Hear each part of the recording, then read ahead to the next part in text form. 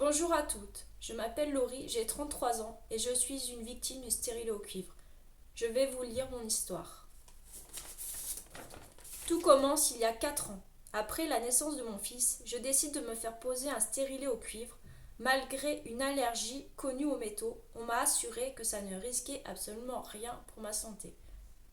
2 jours après la pause, je sentais une pesanteur au bas-ventre, des douleurs lombaires. J'avais un utérus gonflé et des douleurs pendant les rapports. Des symptômes d'inflammation en somme.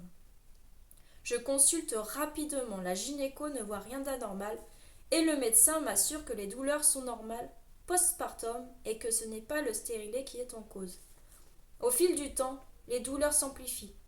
J'avais une bonne centaine de symptômes, sans exagérer, dont une perte de force musculaire, des douleurs articulaires, des troubles de l'attention, une colopathie fonctionnelle, des nausées, des saignements pendant les rapports, des douleurs handicapantes dans les bras et les jambes, et bien sûr, toujours des douleurs pelviennes et lombaires, mais beaucoup plus intenses.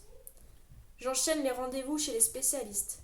On me dit souvent que c'est psychologique et de faire du sport, même mon entourage commence à penser que je suis folle. Ah, encore un nouveau symptôme. Me voilà prisonnière de ce corps pétri de douleur. Au bout de 2 ans, je passe une écho de contrôle. On découvre que le stérilet était descendu. On me le retire et on m'assure que si les douleurs viennent de là, elles vont s'arrêter toutes seules.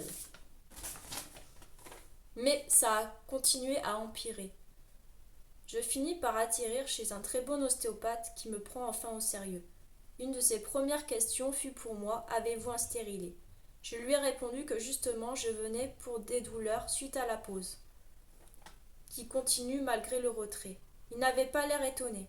J'avais des engorgements sanguins et des nœuds un peu de partout à cause des inflammations.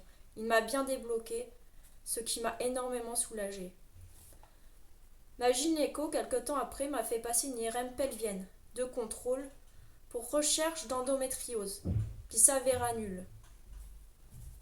Mais les douleurs continuent à s'accentuer. Mon ostéo m'a encouragé à continuer les recherches.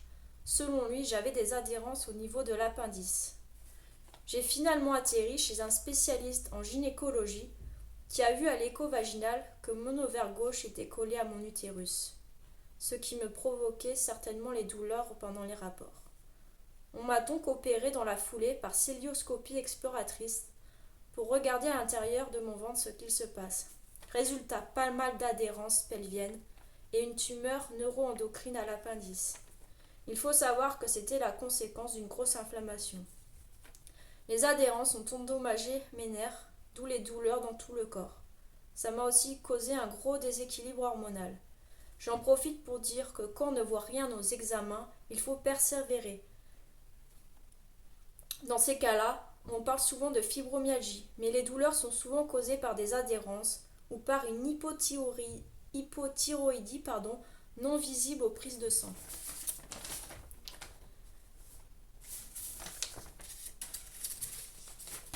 Actuellement, je suis suivie pour cette tumeur que l'on m'a retirée pendant l'opération. J'avais le début d'un cancer. J'ai dû me former en naturopathie car malgré l'opération,